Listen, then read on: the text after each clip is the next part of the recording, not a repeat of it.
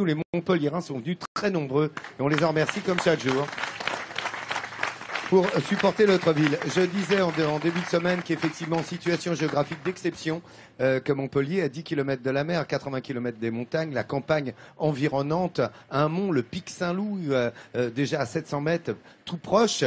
Mais quand on va à la mer, eh bien, on s'exerce à une spécificité qui a fait de l'usage, hein, cet été. On l'a vu sur les plages. C'est très, très à la mode. Qui s'y intéresse? La sportive, évidemment. Allez, les découvertes de Nat, c'est le paddle.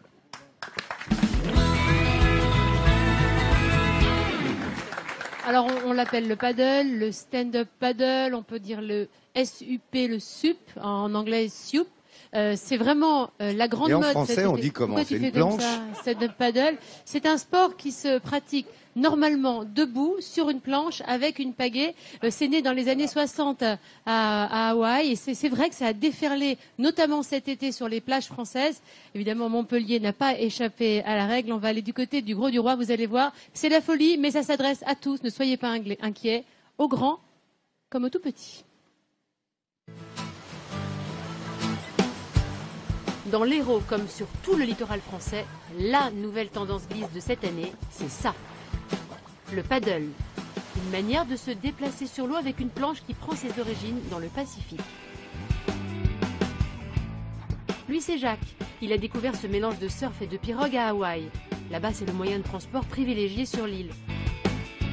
Désormais, cette pratique est devenue un véritable sport de glisse accessible à tous. Une discipline qu'il a ramenée dans ses valises à Montpellier.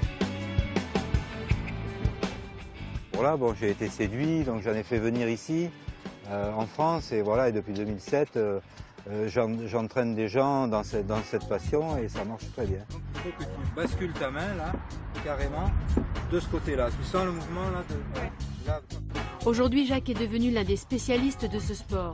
Il a ouvert une école, ici, sur cette plage de l'étang du Ponant. Et ce matin, comme tous les jours, le voici en cours d'initiation. C'est en gros 20 cm au-dessus. Avant la balade en mer, c'est sur le sable que ça commence. Mais le secret du paddle, c'est la posture pour se lever sur la planche. Au début, parce que c'est plus prudent de commencer à aller sur l'eau en position à genoux, de se mettre debout plus loin. Savoir se lever sans tomber, c'est ce qui inquiète notre groupe de débutants. Alors Jacques fait la démonstration avant le grand départ. Posez les mains sur le pont de la planche, vous basculez les épaules en avant et tout d'un coup vous remplacez les genoux par les pieds. Voilà, et là vous êtes en appui tout de suite sur les deux pieds. Les questions qu'on me pose, c'est surtout sur la difficulté du sport, qu'on me demande si c'est facile. Parce que c'est un sport de glisse qui est présenté avec des images de surf. Donc la plupart des gens ont une petite inquiétude et ils se demandent s'ils vont être capables de tenir dessus. Allez, c'est parti. Et on appuie sur la pagaie et on se met debout. Super. Si sur la plage c'est facile, une fois sur l'eau, c'est une toute autre histoire. Jacques démarre à genoux et il va, comme sur le sable, adopter une posture adéquate. En 10 minutes, tout le monde a pris ses marques. J'ai l'impression de vraiment pas être sur l'eau, je glisse. Franchement, c'est vraiment très agréable. Des efforts dans les jambes, les bras ou les pectoraux. Le paddle n'en a pas l'air, mais c'est un sport très complet. Un travail tout en douceur qui ressemble beaucoup à la course à pied. La tranquillité et l'environnement en plus. Plus facile que ce que je pensais. C'est plutôt agréable. Et bon, le cadre est magnifique, alors ça n'enlève rien. Ça vaut un bon footing, je pense. Faire de l'exercice à son allure, c'est ça qui fait de ce sport de glisse le sport roi de l'été. À la mode hawaïenne, on découvre la magie de l'Hérault.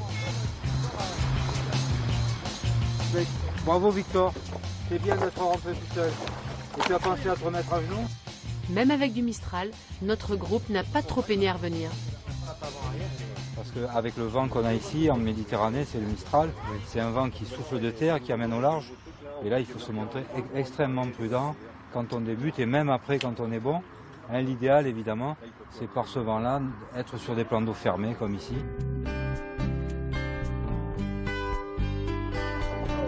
Si on peut faire du paddle sur les étangs, celui-ci se pratique aussi en mer pour les professionnels.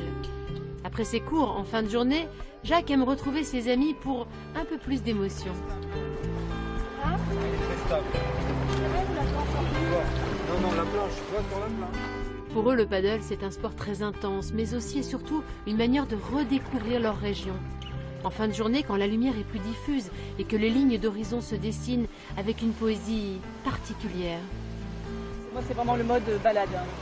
Un peu sportif, parce que c'est vrai que c'est hyper complet au niveau sportif. Ça fait travailler les jambes, les abdos, les bras. Mais sinon, c'est vraiment l'esprit balade, hein. Le paddle, pour Jacques et ses amis, c'est plus qu'un sport, c'est un mode de vie plus proche des éléments. Un sport de glisse qui mêle à la fois sensation, exercice et détente. Le paddle permet surtout de prendre un bon bol d'air bien iodé.